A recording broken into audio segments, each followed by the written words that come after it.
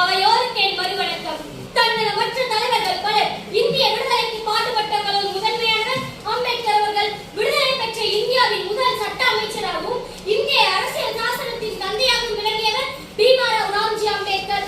இவர் சமூக சீர்திருத்தவாதியாக மட்டுமல்லாமல் மிகச் சிறந்த பொருளியல் அறிஞராகவும் அரசியல் தத்துவ மேதையாகவும் பகுத்தறிவு சிந்தனையாளராகவும் விளங்கினார்.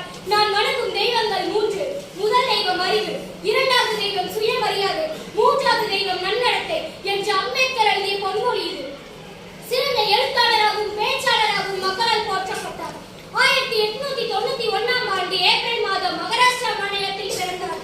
இவரது தந்தை ராங்கப்பள்ளியில் பணியாற்றினார். இவர் ஒடுக்கப்பட்ட பிரிவை சேர்ந்தவர் என்பதால் பள்ளி பருவத்திலேயே பல அவமதிப்புகளுக்கு ஆளானார். மகாதேவ் அம்பேத்கர் என்ற ஆசிரியர் இவர் மீது அன்பும் மக்களையும் கொண்டவராக விளங்கினார். இதனால் தம் பெயரை பீமாராவ் ராம்ஜி அம்பேத்கர் என்று மாற்றிக் கொண்டார்.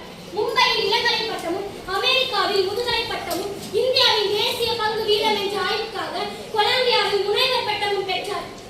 1924ஆம் ஆண்டு ஒடுக்கப்பட்ட மக்களின் முன்னேற்றத்திற்காக ஒதுக்கப்பட்டோர் நல்வாழ்வு பேரவை என்ற அமைப்பை நிறுவினார். இவ்வமைப்பின் மூலம் தாழ்த்தப்பட்ட மக்களின் கல்வி மற்றும் சமுதாய உரிமைக்காக போராடினார்.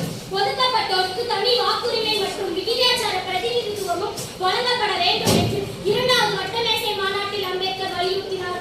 1935ஆம் ஆண்டில் மாநில சுயாட்சி வழங்குவதற்கான இந்திய அரசாங்க சட்டம் நிறைவேற்றப்பட்டது. சுதந்திர தொழிலாளர் கட்சியை தொடங்கி தேர்தலில் போட்டியிட்டார்.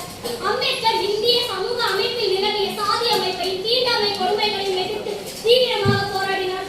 சமத்துவ சமுதாயத்தை உருவாக்கும் நோக்கில் இவர் சமாஜ் சமாதா என்னும் அமைப்பை உருவாக்கினார். 1947ஆம் ஆண்டு ஆகஸ்ட் திங்கள் 29ஆம் நாள் அரசியல் நிர்ணய மன்றம் ஒரு தீர்மானம் நிறைவேற்றப்பட்டது. அம்பேத்கரால் உருவாக்கப்பட்ட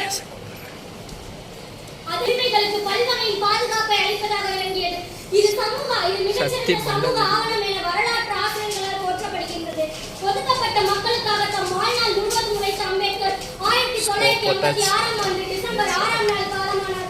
அவருடைய மறைவுக்கு பின்னர் இந்தியாவின் உயரிய விருதான பாரத ரத்னா விருது 1990ஆம் ஆண்டு